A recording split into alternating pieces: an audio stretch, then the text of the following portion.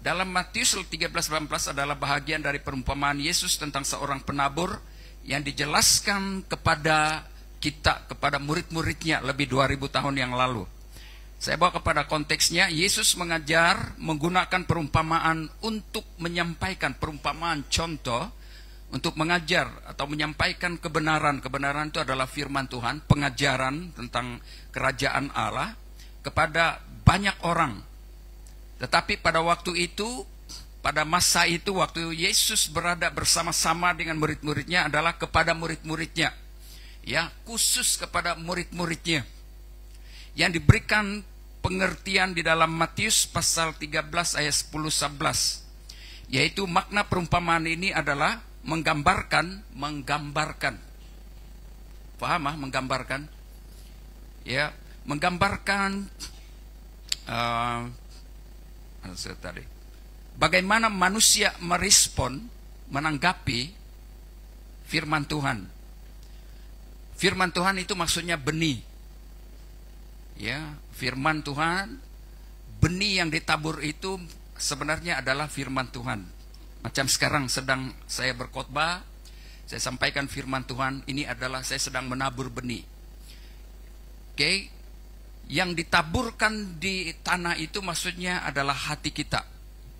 Hati, ya, ditabur dalam hati. Sekarang waktu saya sedang sampaikan firman Tuhan, saya sedang menabur firman Tuhan di dalam hati kita bersama. Oke, tanah menggambarkan, melambangkan hati. Benih itu adalah tolong pegang ini ya. Itu sebabnya dalam Matius 13 ayat 18 ini adalah salah satu daripada ayat kunci. Ayat kuncinya. Yesus mulai menjelaskan makna atau arti perumpamaan yang sebelumnya disampaikan dalam Matius pasal 13 ayat 3 sampai ayat 9. Kalau kita baca di sana ada seorang penabur dia tabur benih, ada benih ditabur jatuh di pinggir jalan. Ya, ada jatuh di tanah yang berbatu-batu. Yang kedua itu, yang ketiga ditabur di tanah yang semak duri, ada semak duri. Yang keempat ditabur di tanah yang subur. Oke. Nah, 4 jenis tanah dan respon terhadap, maksudnya 4 jenis tanah ini dan respon terhadap firman Tuhan. 4 jenis tanah maksudnya 4 jenis sikap hati yang kita mau belajar pagi hari ini. Tanah menggambarkan hati. Bagaimana keadaan hati kita hari ini? Suasana hati tenang? Oke. Yesus menjelaskan 4 jenis tanah yang menggambarkan 4 sikap manusia terhadap Injil, terhadap firman Tuhan. Oke. Nah, yang pertama saya jelaskan tanah di pinggir jalan. Tanah ditabur di siring jalan. Siring lah itu kan? Ya, pinggir, kalau biasa Indonesia bilang pinggir, maksudnya tepi jalan, siring jalan. Itu kita punya bahasa. Oke. Maksudnya tanah di pinggir jalan ini adalah diumpamakan hati yang keras. Keras macam batu kah? Coba begini hati kita, keras kah kau hati bilang? Apa maksudnya keras? Ya. Maksudnya adalah tidak fokus kepada firman Tuhan. Tengok, ada yang tidak fokus. Coba kita lihat dalam Matius 13 ayat 19, dia bilang begini. Ayat rujukannya. Kepada setiap orang yang mendengar firman tentang kerajaan surga, tetapi tidak memahaminya. Karena fokusnya tidak fokus untuk mendengar firman Tuhan. Ada satu anak Tuhan berkata, ada satu kata-kata itu begini. Tubuhnya, secara jasmani tubuhnya ada di gereja, ada di ruangan ini, tapi hatinya melayang-layang kemana-mana. Coba, apa yang kamu sedang pikir sekarang? Pikir masalah di rumah, masalah pikir, jadi tidak terfokus. Oke? Datanglah si jahat, tetapi tidak memahaminya. Dia bilang, datanglah si jahat. Jahat itu iblis maksudnya. dan merampas yang ditabur dalam hatinya, itulah benih yang ditabur di pinggir jalan. Apa makna atau maksudnya benih yang ditabur di pinggir jalan, yang jatuh di pinggir jalan? Maksudnya adalah hati yang keras dan tertutup terhadap firman Tuhan. Itu tadi dikatakan bahwa tidak fokus. Ya, bukankah banyak orang-orang Kristen yang nampak datang beribadah, tetapi bukan di sini ya, semua bagus-bagus, saya tengok semua tenang. Bukan menimbak, minta maaf, bukan menimbak ini. Soalnya kita mau ikut nih firman Tuhan. Ya, kalau kita lihat banyak kan orang-orang Kristen, apalagi kalau gereja yang besar-besar, ada yang berdiri di luar. Dia pikir, kadang-kadang mereka pikir cukuplah datang pi sembahyang, kasih nampak semua yang sembahyang, tapi hati mungkin satu perkataan firman Tuhan pun tiada dia dapat. Good saja, good. Mau tengok-tengok kawan lah, apalah jumpa kan. Kasihan, saya tidak tahu lah dengan kamu kan. Tapi saya percaya kalau kita hidup di dalam Tuhan yang betul lah, kita nampak orang-orang yang acuh tak acuh dengan Tuhan, kasihan betul. Betul-betul kasihan. Ya, macam yang rugi betul datang. Dia pikir, kita akan berpikir begini. Dia pikir datang saja terus Tuhan sudah senang, maksudnya sudah selamat. Tidak. Ya. Jadi kasihan macam gitu. Nah, hati yang keras dan tertutup terhadap firman Tuhan, maksudnya tidak fokus kepada Tuhan, acuh tak acuh, hati yang jauh daripada Tuhan. Apa penyebab dia? Tadi makna ya, sekarang penyebab daripada hati yang seperti itu. Maksudnya, penyebabnya adalah tidak ada pemahaman karena hati yang tidak siap dan tidak fokus mendengar firman yang disampaikan. Ya, mungkin waktu dia duduk di dalam gereja, di ruangan itu, dia banyak fikir.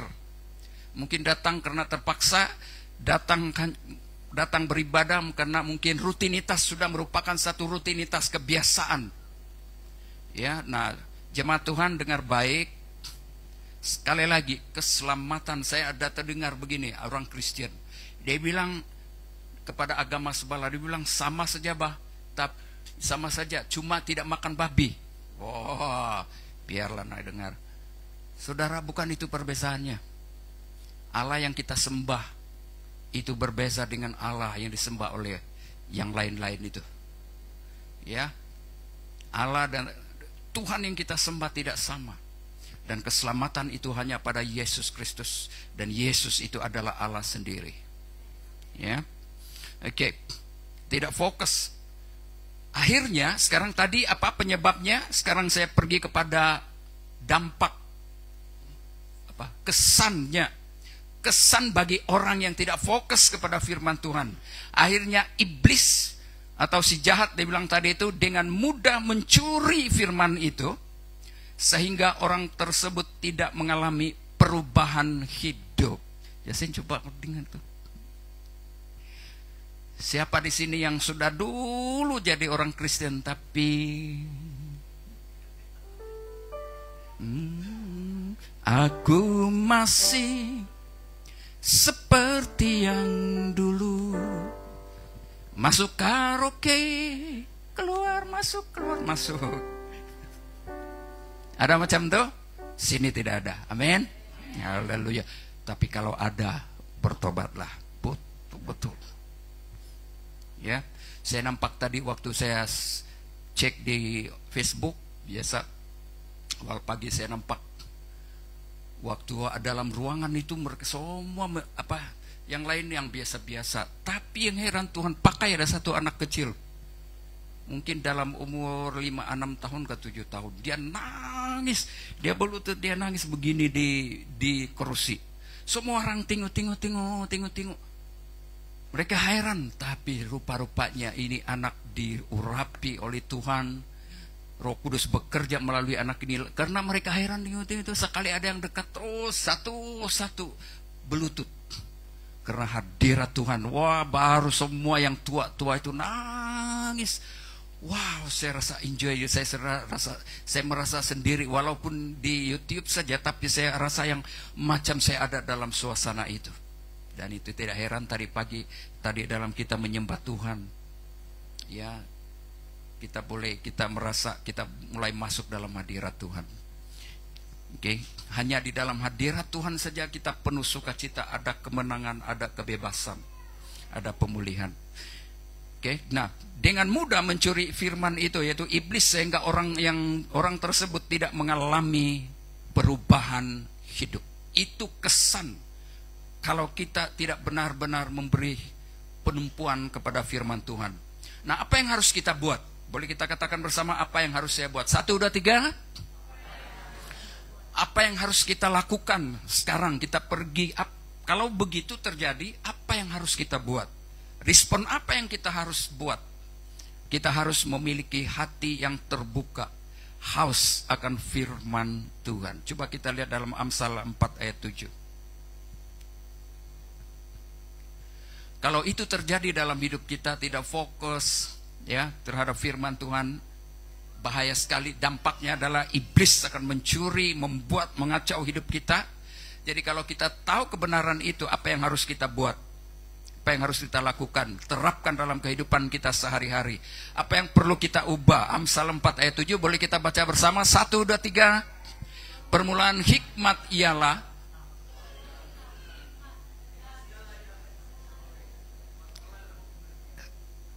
sekali lagi, 1, 2, 3. Permulaan hikmat ialah, perolehlah hikmat, dan dengan segala yang kau peroleh, perolehlah pengertian. Jadi maksudnya perolehlah hikmat, ya, karena melalui hikmat kita akan mengerti, kita akan faham. Saya punya istri ada kongsi saya kemarin semalam kata di pagi, dia bilang, saya lihat satu YouTube video yang berkata betul juga, kalau orangnya betul-betul bertobat, dia boleh lemah, dia boleh jatuh, tapi dia cepat balik. Boleh saya kasih cerita sedikit? Puji Tuhan, kalau ya dan amin. Oke, kesaksian mungkin malu, ada yang malu bersaksi kan? Saya percaya ada di antara kita yang dulu ya, sebelum bertobat suka minum, macam saya dulu juga lah, suka minum sekejap, belum dengar latah hidup saja wangi itu tapai, sudah bun di sana, sudah tidak peduli kan. Tapi setelah bertobat Tuhan ubah, tahidu saja pun sudah pening kepala, betul.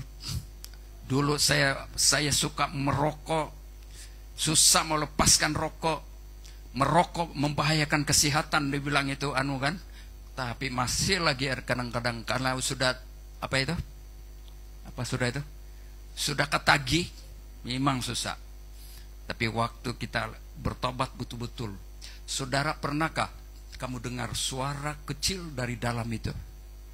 Pada saat kita memberi hidup kita pada Tuhan, sebenarnya Roh Kudus akan selalu berbicara, bercakap dalam hati kita itu. Ada tuduhan-tuduhan, itu bukan dua, ini suara Tuhan atau suara hati nurani.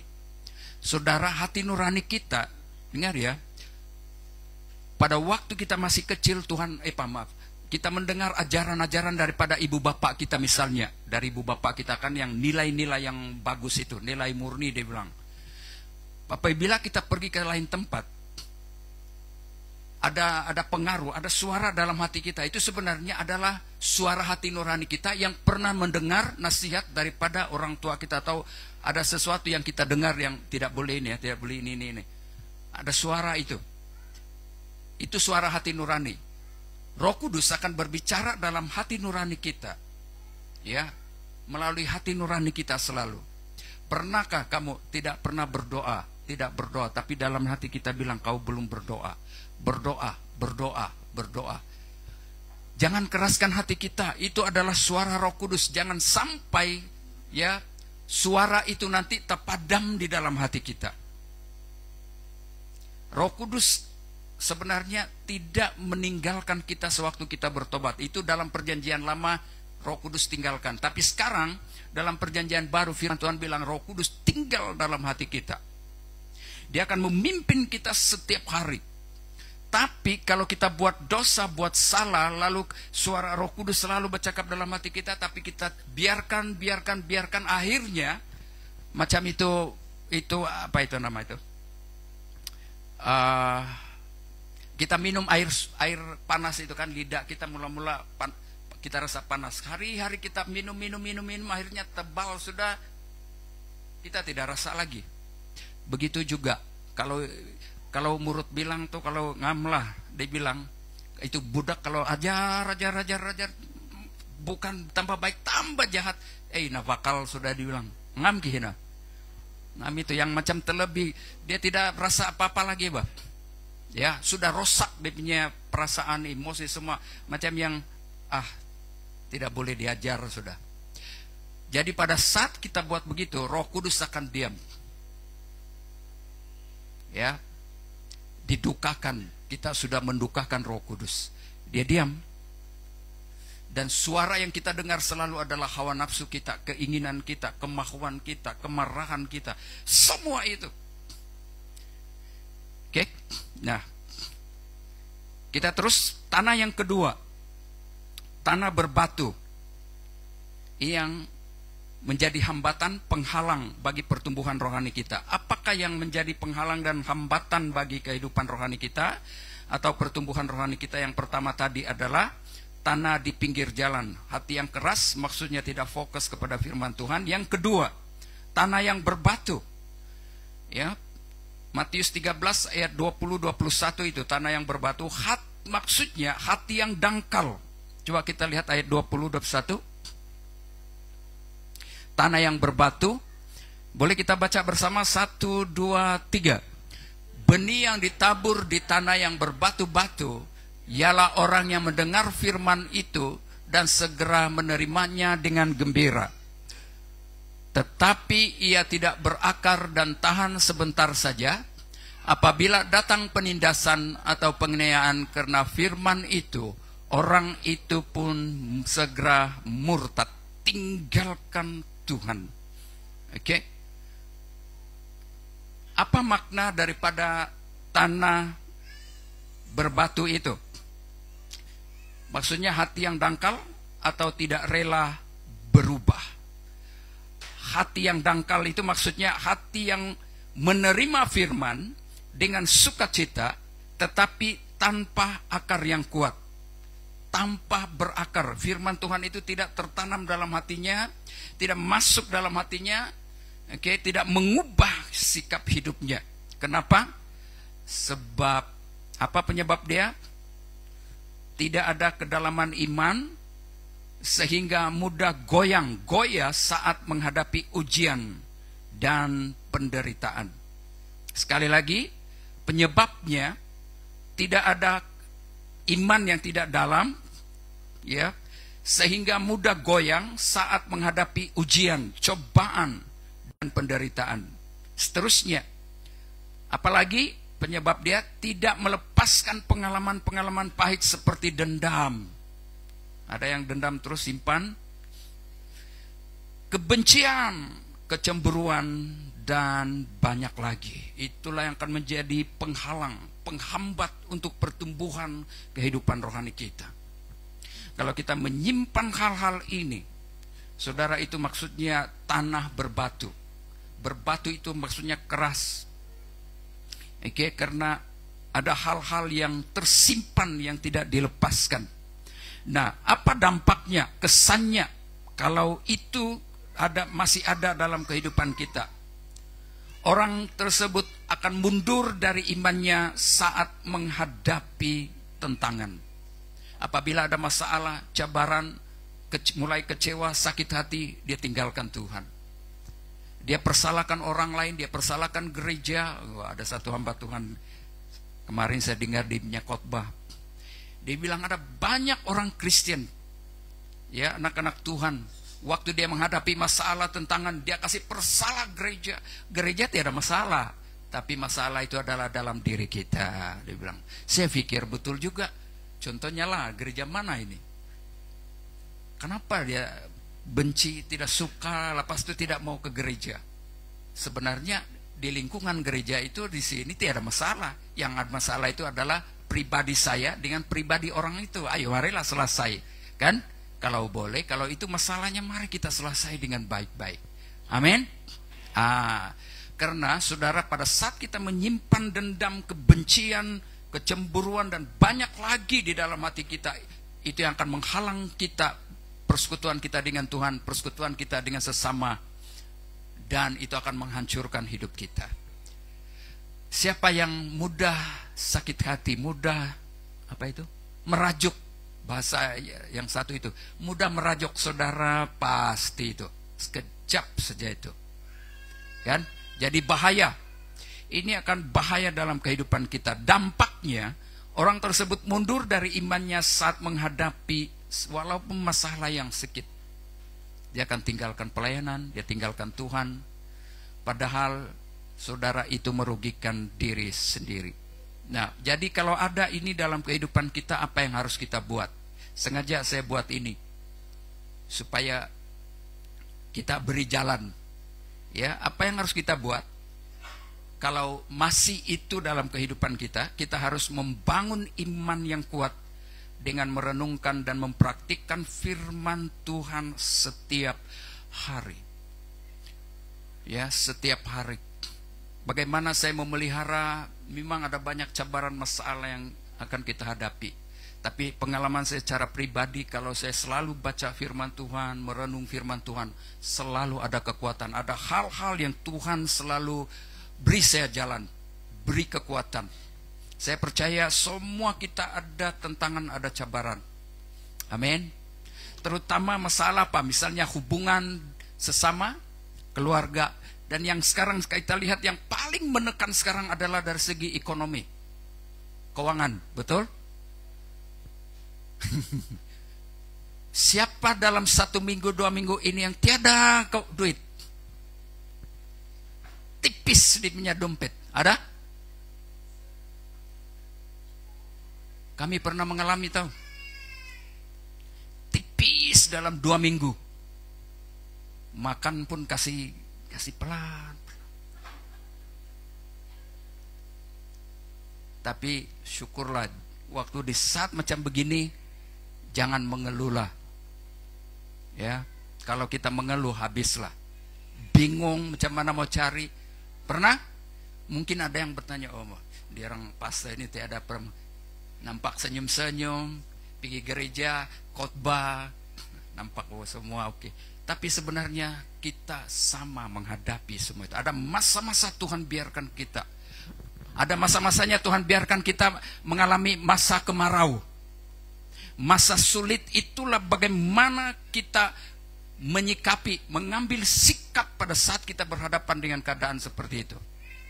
Apakah kita mengeluh, putus asa, kecewa, sakit hati, lalu tinggalkan Tuhan? Saya kasih persepuluhan kali balik-balik, tapi kenapa ini tiada ini? Bukan itu.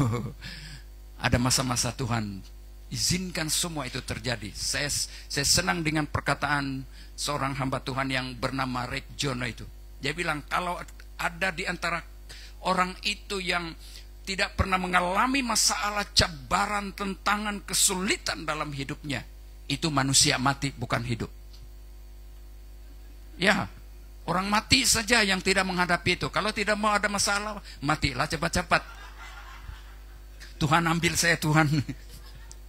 Tidak mau, sudah puas menderita. Wah, kan? Betul lah. Betul juga. Coba dia bilang, kalau orang mati itu kita cubit-cubit pun mana dia? Kenapa kau? Hanya orang hidup saja, cubit saja. Kenapa? Oke. Jadi betul, kita renung betul juga. Kalau tidak mau ada masalah, ayolah mati cepat-cepat, dia bilang. Balik surga. Jangan bunuh diri ya. Oke. Dalam Mazmur 1 ayat 2-3 tadi, apa yang harus kita buat adalah kita belajar harus membangun iman yang kuat dengan cara apa? Merenungkan dan mempraktikkan firman Tuhan setiap hari. Mazmur pasal 1 ayat 2 dan 3. Tetapi ayat 1, boleh kita baca bersama? Masih boleh ikut saya? 1, 2, 3. Berbahagialah orang yang tidak berjalan menurut nasihat orang fasik, yang tidak berdiri di jalan orang berdosa, dan yang tidak duduk dalam kumpulan pencemooh. Sekejap ya. Bolehkah saya urai sikit saja? Kalau panjang pun kira. Berbahagialah, siapa yang berbahagia itu adalah saudara dan saya, ya, orang percaya, orang yang sudah bertobat. Berbahagia, kita akan berbahagia dengan syarat. Ada syarat dia. Syarat dia apa? Kalau kita tidak berjalan, maksudnya ikut mendengar nasihat orang fasik, orang yang tidak percaya Tuhan, orang yang acuh tak acuh dengan Tuhan. Apa itu nasihat? Nasihat itu banyak maksud dia itu. Jangan kau dengar si Brother Jerome. Kenapa? Begini dia itu. Nah, kalau kita membuka telinga kita dengan kata-kata itu, akhirnya saudara, kita mulai sakit hati. Kita mulai kecewa. Ya betul juga, bukan sakit hati lagi misalnya. Sikit-sikit pandang negatif dengan dia. Sikit-sikit. Semua yang baik yang dia buat kita tidak pandang lagi. Semua yang tidak baik. Akhirnya itu akan menghancurkan kehidupan rohani kita. Betul? Kita yang rugi sendiri. Itu maksudnya syaratnya. Berbahagia itu maksudnya diberkati. Blessed. Itu dalam bahasa Inggris itu diberkati itu. Baca mana bahagia? Bahagia bukan karena uang banyak. Diberkati dengan uang. Bukan. Berbahagia itu bercakap tentang hati yang penuh sukacita. Ya, damai dalam hati. Tenang, tidak mudah menyimpan perasaan yang tidak bagus. Saudara, kalau kita menyimpan perasaan benci, dendam yang tidak bagus, ada sukacita kah? Tiada itu. Semua kacau pikiran, emosi semua kacau. Nah, itulah syaratnya. Syaratnya orang yang mau berbahagia adalah tidak berjalan, bergaul bersama dengan orang-orang yang mulutnya bocor, orang fasik, yang tidak berdiri di jalan orang berdosa, tidak turut bersama dengan mereka, dan yang tidak duduk dalam kumpulan pencemooh, yang suka kritik, suka cerita, apa itu kritik, apalagi itu, yang cakap orang punya hal, pencemooh, gosip semua. Kalau kita bergaul dengan orang yang suka gosip, kita juga jadi tukang gosip, bahkan lebih daripada tukang gosip. Jadi kalau kita tercampur macam begitu, macam mana dikatakan berbahagia? Tidak diberkati. Oke, ayat yang kedua. Tetapi yang kesukaannya adalah Taurat Tuhan, firman Tuhan, dan yang merenungkan Taurat itu siang dan malam. Oke, itu adalah tanah yang kedua. Tanah benih yang ditabur di tanah yang berbatu. Masih ingat? Yang ketiga dan yang terakhir. Apakah yang menjadi penghalang dan menghambat, menjadi hambatan bagi pertumbuhan rohani kita? Rohani sebagai orang-orang percaya. Dalam ayat yang ketiga, yang seterusnya, tanah yang bersemak duri. Ya, mari kita lihat di dalam ayat yang ke-22, kita baca bersama. Masih 1, 2, 3.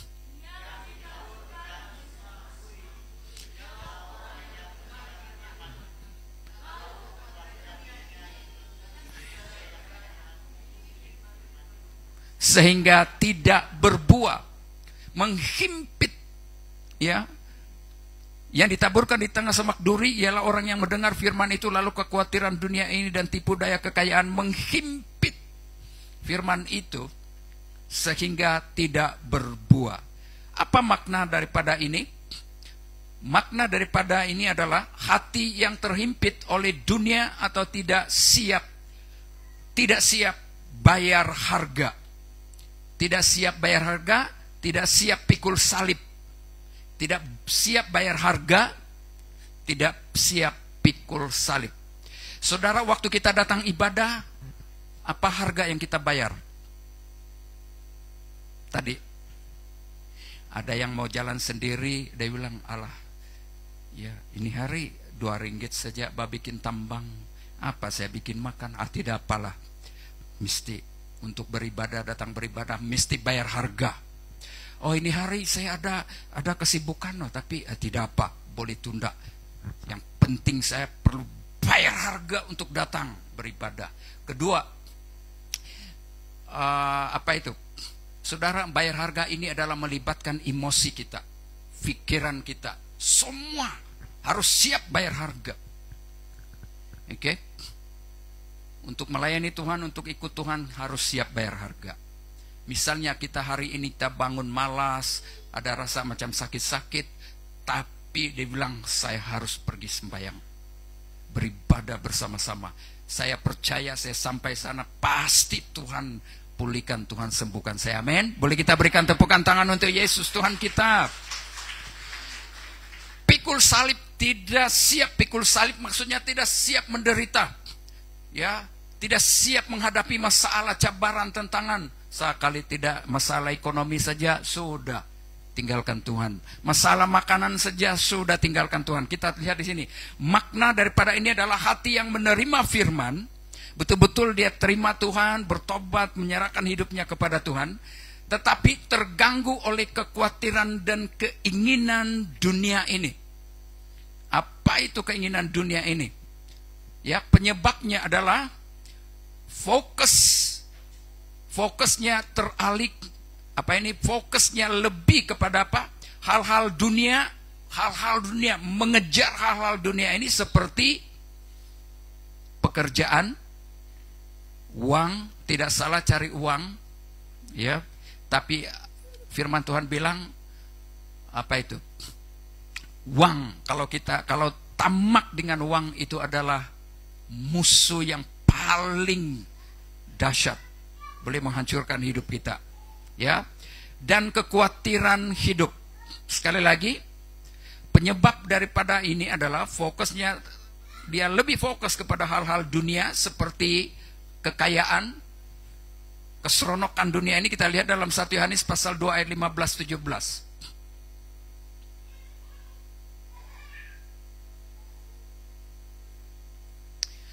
1 Yohanes 2 ayat 15-17.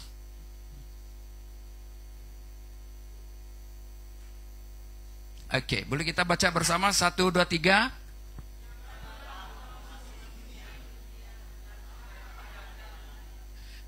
Jikalau orang mengasihi dunia, maka kasih akan Bapa tidak ada di dalam orang itu.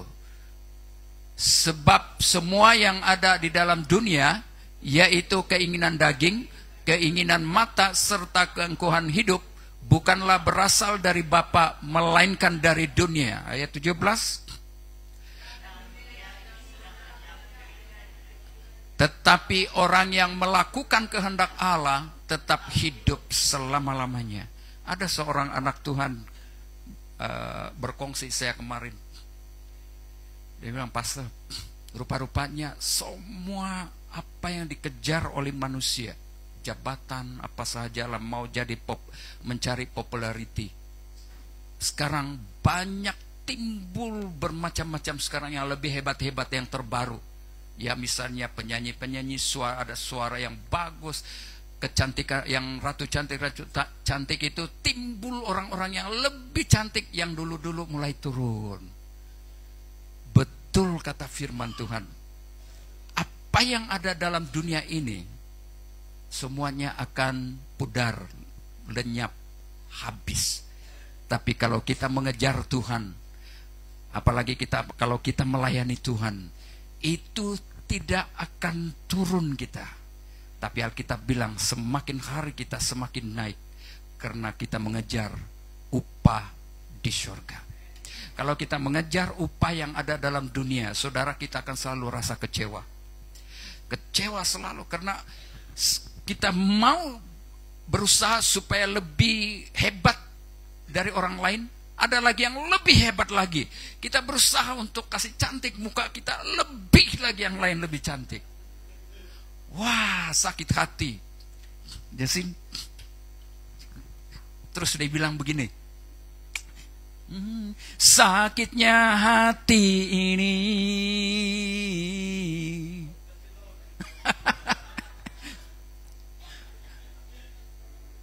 tapi tiada dapat ku buat. Dibilang, apa boleh buat? Betul kan? Saya lihat, coba lihat, bandingkan. Karena itu jangan kita tertipu dengan hal-hal dunia ini. Dulu yang populer, ya terkenal, sekarang turun dia punya apa? Semakin turun, hilang. Timbul lagi yang paling bertahan 2-3 1 tahun lah kalau boleh, 2 tahun 3 tahun turun. Tapi di dalam Tuhan tiada turun, tapi selalu naik. Amin. Semakin tua semakin tua, semakin mantap. Amin. Haleluya. Itu di dalam Tuhan. Jadi kalau melayani Tuhan jangan alang-alang. Ikut Tuhan jangan alang-alang. Mari, ya, Tuhan angkat kita terus. Yang penting hati kita tetap di dalam Tuhan. Oke, dampak daripada firman yang tadi itu, ya, semak duri itu, firman tidak dapat bertumbuh sehingga tidak menghasilkan kehidupan atau buah rohani. Apa yang harus kita buat? Kita harus mencari kerajaan Allah terlebih dahulu dan tidak membiarkan hal-hal dunia menguasai hati kita. Dan ada satu firman Tuhan berkata di dalam Matius 6 ayat yang ke-33 berkata, carilah dahulu kerajaan surga, maka semuanya akan ditambahkan. Mari kita baca bersama, 1, 2, 3. Tetapi carilah dahulu kerajaan Allah dan kebenarannya, maka semuanya itu akan ditambahkan kepadamu. Haleluya. Jadi saudara, jemaat Tuhan yang saya kasih di dalam Yesus Kristus, ada 3 hal yang menjadi penghambat bagi kehidupan rohani kita. Yang pertama tadi, tanah yang di pinggir jalan. Yang kedua, tanah berbatu-batu, yaitu maksudnya hati yang dangkal atau tidak rela berubah. Dan yang terakhir, tanah yang ditabur di samak duri. Oke. Apa semak duri itu? Dikatakan yang ditabur di tengah semak duri ialah orang yang mendengar firman itu, sudah jadi orang Kristen, sudah jadi orang percaya, tetapi lalu kekhawatiran dunia ini dan tipu daya kekayaan menghimpit tipu daya kekayaan, yang mau mengejar kekayaan. Tidak salah kalau Tuhan berkati kita. Saya mau mendorong jemaat. Ada seorang anak Tuhan, baru saya dengar tuh, dia berhenti kerja, tapi dia anak Tuhan. Saya percaya Tuhan beri dia hikmat. Sekarang apa dia buat? Dia pelihara ayam. Dan ayam yang dia pelihara itu, sekarang dia salai. Dia kasih salai. Sekarang dia kasih promosi. Dan itu Tuhan mulai pakai untuk membiayai keluarganya. Saya pikir-pikir, itu yang selalu kita bukan. Tuhan memberi kita sayap. Sayap mana itu sayap kita? Ku kan terbang. Sayap itu adalah di minda kita. Tuhan bilang kepada Adam, sekarang binatang semua ini saya serahkan padamu, dan namakan binatang itu. Nama sesuai dengan binatang yang kau namakan itu, itulah sifatnya. Tuhan beri dia hikmat, ya, untuk mengelola dan mengatur semua binatang itu.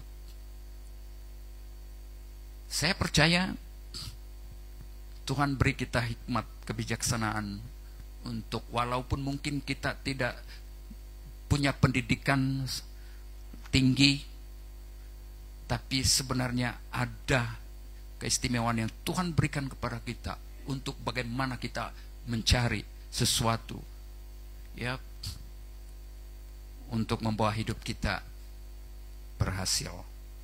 Oke. Nah, pada pagi hari ini ada lagi, siapa itu?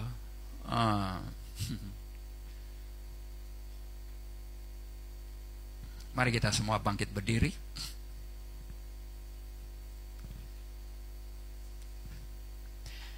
Haleluya. Mari kita renungkan, izinkan Roh Kudus berbicara di dalam hati kita pagi hari ini. Apa yang merupakan jadi penghalang dan penghambat di dalam pertumbuhan rohani kita? Apakah benih firman Tuhan yang ditabur di pinggir jalan? atau di tanah yang berbatu-batu, hati yang keras, yaitu tanah berbatu-batu, hati di semak duri. Mari kita selidik bersama. Izinkan Roh Kudus berbicara di dalam hati kita. Apakah ada hal-hal yang tersimpan di dalam hati kita? Tidak merasa tidak puas hati, dendam, benci, dengki, cemburu, kepahitan-kepahitan masa lalu, atau mungkin masih lagi kita simpan di dalam hati kita. Saudara, itu akan membuat kita tidak tenang dalam hidup kita, membuat semua itu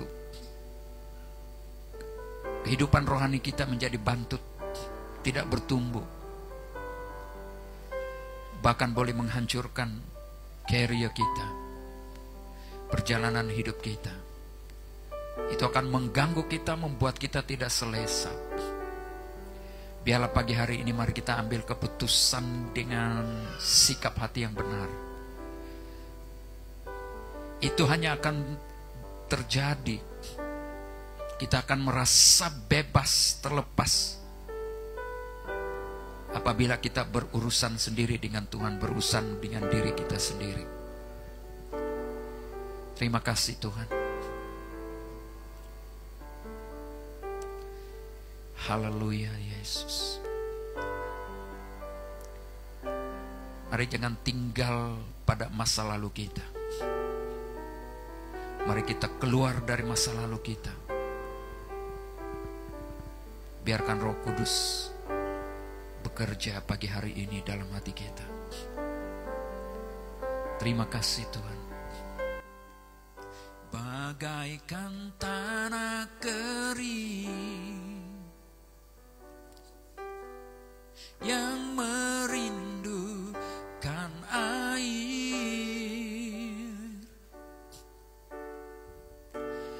demikianlah haus akan Engkau. Biar kita seperti ini, haus akan Tuhan. Ku rindu selalu hadir di hidupku. Pulihkan kami Tuhan pagi hari ini. Memulihkan jiwaku, hapuskan air mataku. Semua mengalirlah kuasa Roh Kudus, mengalirlah di tempat ini, mengalirlah oh Roh Kudus, pulihkanku. Mari izinkan Roh Kudus menjamah kita, memulihkan hati kita. Bagaikan tanah kering, biarlah hati kita seperti itu, tanah kering merindukan Tuhan, yang merindukan air. Demikianlah jiwaku, haus akan Engkau.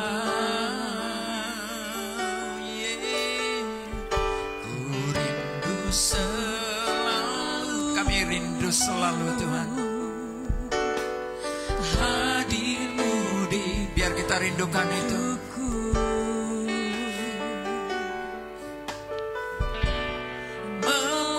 Memulihkan jiwaku, hapuskan air mataku. Yes. Mengalir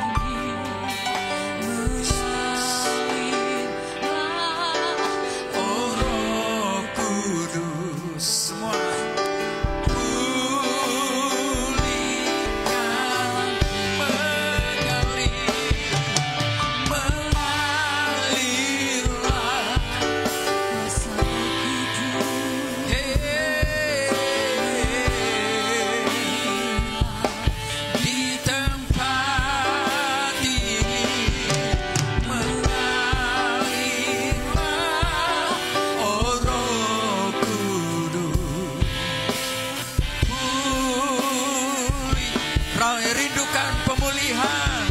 Mengalirlah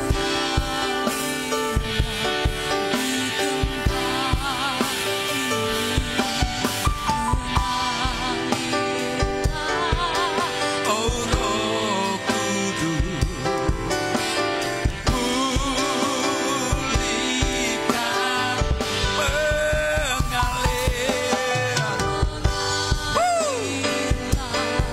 Kudus, pulihkan, mengalirlah di tempat ini, mengalirlah oh Roh Kudus, pulihkan.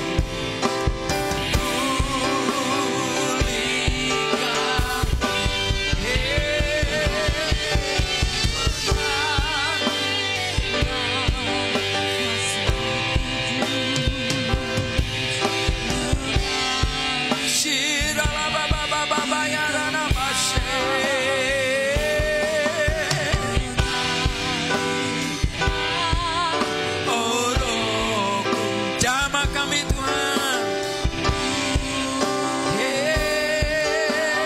pulihkan kami, mengalir Roh Kudus.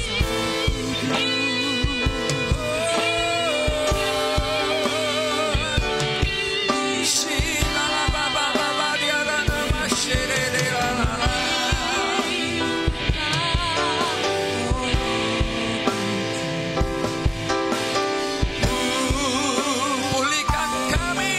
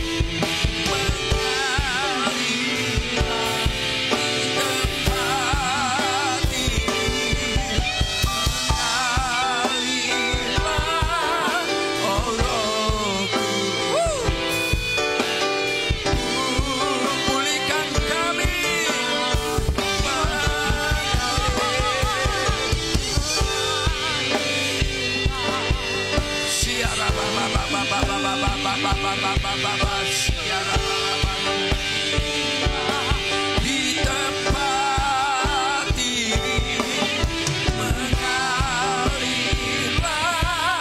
oh Roh Kudus, pulihkan, mengalirlah.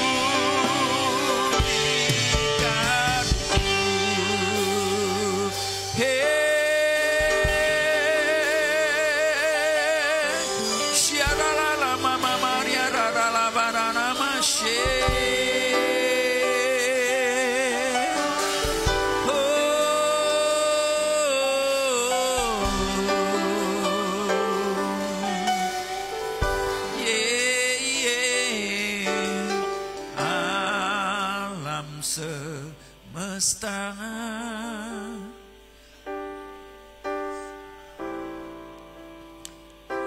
Besaran Tuhan. Mari kita santai di dalam hadirat-Nya. Surga menyanyikan kemuliaan nama-Mu. Sembah Dia.